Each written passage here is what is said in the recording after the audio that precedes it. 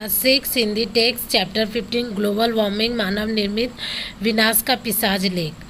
आज हम लोग इस चैप्टर को पढ़ेंगे। प्रस्तुत पाठ में ग्लोबल वार्मिंग अथवा भूमंडलीय उष्णन के बारे में बताया गया है। इस समस्या के कारणों और प्रभाव से अवगत कराया गया है। साथ ही यह भी बताया गया है कि इस समस्या का निदान कैसे हो सकता है तथा हम इसमें अपनी क्या भूमिका निभा सकते हैं। ग्लोबल वार्मिंग का अर्थ है समस्त सृष्टि के तापमान में वृद्धि। तापमान में वृद्धि का मूल कारण कार्बन डाइऑक्साइड का अधिक मात्रा में उत्सर्जन और मानव द्वारा उत्पन्न किया गया प्रदूषण है। प्रदूषण चाहे जैसा भी क्यों ना हो, उससे वातावरण को असंतुलित करने वाले तत्वों में वृद्धि हो जाती है, जिसका सीधा असर वायुमंडल में मौजूद ऑक्सीजन पर पड़ता है, जिस कारण प्राणवायु की कमी हो रही है।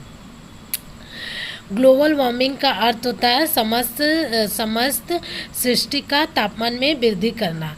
तापमान में वृद्धि का मूल कारण कार्बन डाइऑक्साइड का अधिक मात्रा में उत्सर्जन और मानव द्वारा उत्पन्न किया गया प्रदूषण चाहे कोई भी क्यों ना होता है, उससे वातावरण में असंतुलन पैदा करने वाला तत्व में वृद्धि होता है, जिसका सीधा असर वायुमंडल में मौजूद ऑक्सीजन पर पड़ता है, जिससे प्राणवायु का कमी हो जाता है।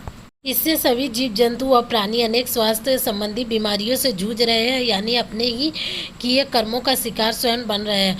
मनुष्य अपनी आवश्यकताओं की पूर्ति के लिए वनों की अंधाधुंध कटाई करता जा रहा है। पर्वतों को तोड़कर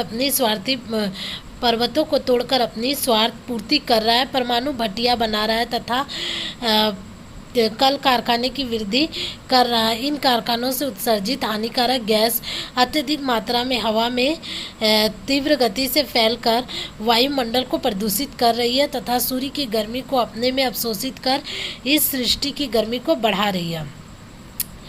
प्रदूषण के कारण होने वाली समस्याओं से मनुष्य जीव जंतु सभी कोई स्वास्थ्य से संबंधी बीमारियों से जूझ रहा है। और मनुष्य अपना आवश्यकता को पूरा करने के लिए अंधाधुंध वनों का कटाई कर रहा है, पर्वतों को तोड़कर अपना स्वार्थ पूरा कर रहा है, परमाणु भट्टियां बना रहा है, कल कारखाने की वृद्धि कर रहा है। इन कारखानों से जो गैस निकलता है वह अधिक मात्रा में हवा में तीव्र गति से फैलकर वायुमंडल को प्रदूषित कर रहा है। सूर्य की गर्मी को अपने में अवशोषित कर इस सृष्टि की गर्मी को बढ़ा रही है। अत्यधिक तापमान के कारण अनेक जीव जंतु, पशु पक्षी तथा पेड़ पौधे समाप्त होते जा रहे हैं। ग्रीन हाउस बना परेशानी। वैज्ञानिकों के अनुसार ग्रीन हाउस गैस वह होती है जो पृथ्वी के वातावरण में प्रवेश तो कर पाती है, लेकिन यहाँ से वापस अंतरिक्ष में नहीं जाती और यहाँ का तापमान बढ़ाने में कारक बनती है। ज़्यादा तापमान होने के कारण जीव जंतु, पशु पक्षी, पेड़ पौधा समाप्त होता जा रहा है। ग्रीन हाउस एक ऐसा गैस है जो पृथ्वी के वातावरण में प्रवेश तो कर पाता है, लेकिन यहाँ से वापस नहीं जा पाता है और इसका तापमान बढ़ने का विशेष कारण बन जाता है। प्रभाव। ग्रीन हाउस पौधे को उगाने के लिए बनाए जाते हैं, जिनमें पौधों को निश्चित तापमान पर उगाया जाता है, जो शीशे से तैयार किया जाता है।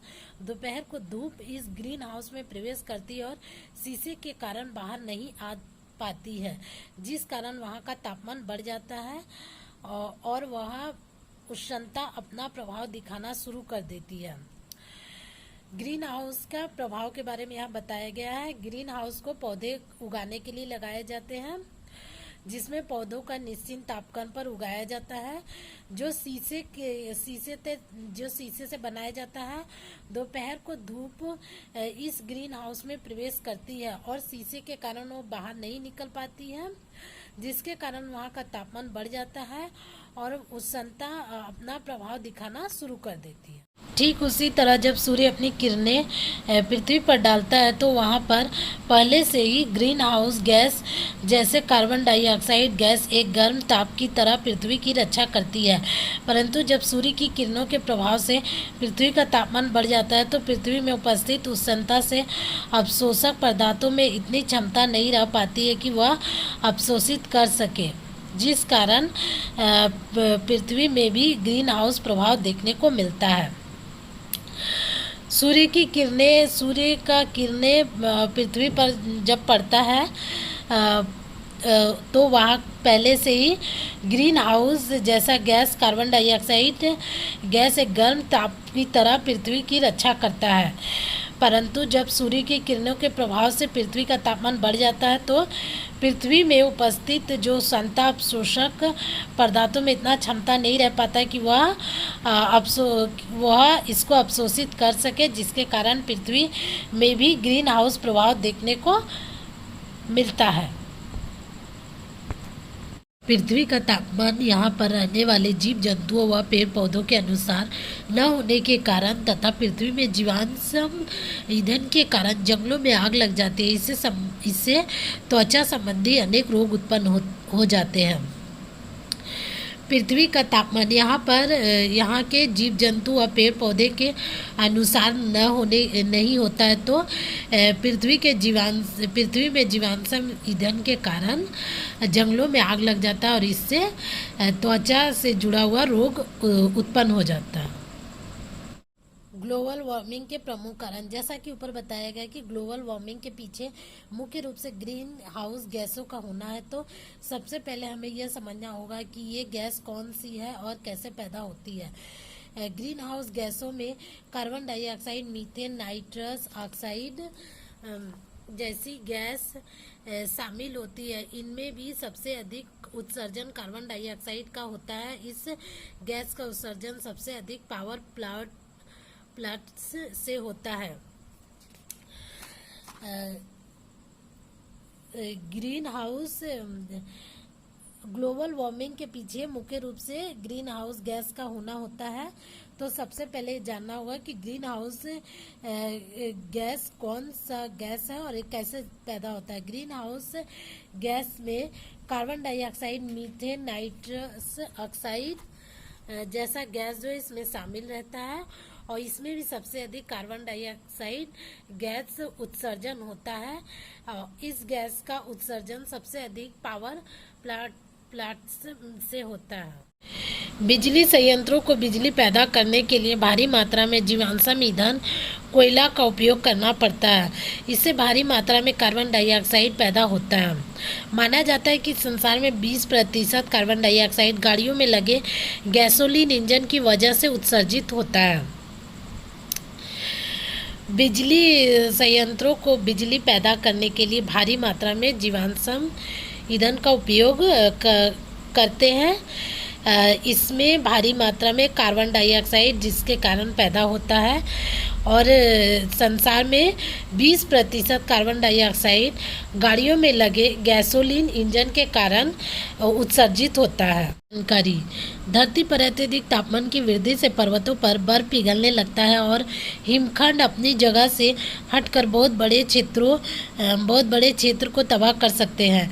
नदियों तथा सागरों का जल स्तर बढ़ सकता है, जिस कारण सारी पृथ्वी में अनेक परेशानियां उत्पन्न हो जाएगी। इस अवस्था को रोकने के लिए हमें वृक्षों का कटाव रोकना होगा, क्योंकि वृक्ष ही हानिकारक गैसों के प्रभाव को रोकते हैं तथा इस पृथ्वी को प्राकृतिक आपदाओं से बचाते हैं। धरती पर जब तापमान ज़्यादा वृद्धि कर लेगा तो इससे पर्वतों का बर्फ पिघलने लगेगा। हिमखंड अपना जगह से हटकर बहुत बड़ा क्षेत्र को तबाह कर सकता है। नदियों सागरों का जल स्तर बढ़ सकता है, जिसके कारण पृथ्वी में बहुत सारा परेशानी आ सकता है। और इस अवस्था को रोकने के लिए वृक्षों का कटाव रोकना चाहिए, क्योंकि वृक्ष ही हानिकारक गैस का प्रभाव को रोकते हैं और प्राकृतिक में जितना आपदा आता है उससे हम लोग को बचाते हैं। इसके अतिरिक्त कल कारखानों की विषैली गैसों को रोकने का प्रयास करना या उनका सही उपयोग करने के लिए उचित प्रबंध करना चाहिए। इसी का प्रभाव है कि जब पृथ्वी के तापमान में वृद्धि होती है तो पानी से वाष्पित कण अधिक मात्रा में वायुमंडल में जाकर भारी वर्षा करते हैं, जिसके परिणाम स्वरूप बाढ़ व हिमस्खलन का कुप्रभाव देखने को मिलता है। इसके अलावा कल कारखानों का विषैला गैस को रोकने का कोशिश करना चाहिए और उसका सही उपयोग करने के लिए उचित प्रबंध करना चाहिए। इस कारण इसका प्रभाव इसका प्रभाव ये होता है कि पृथ्वी के तापमान में जब वृद्धि होती है तो पानी में वाष्पित कण जो होता है वो अधिक मात्रा में वायुमंडल में जाकर भारी मात्रा में वर्षा करता है, और जिसका परिणाम ये होता है कि बाढ़ व हिमस्खलन का कुप्रभाव हम लोग को देखने को मिलता है।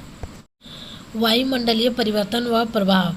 जब पृथ्वी पर तापमान में वृद्धि होगी तो पर्वतीय क्षेत्रों की बर्फ व हिमकण पिघल जाएंगे, नदियों का जल स्तर बढ़ जाएगा तथा वाष्पीकरण तीव्रता से होगा, जिस कारण वर्षा में वृद्धि होगी। वायुमंडल के तापमान में ताप बढ़ेगी, गर्मी बढ़ेगी व बर्फ पिघलने से तापमान गिर जाएगा व ठंड बढ़ जाएगी, जिस कारण ऐसे प्रभावित क्षेत्रों में रहने वाले जीव जंतु तथा पेड़ पौधे मर जाएंगे व पृथ्वी में असंतुलन बढ़ जाएगा, अर्थात तो पूरा मौसम चक्र बदल जाएगा।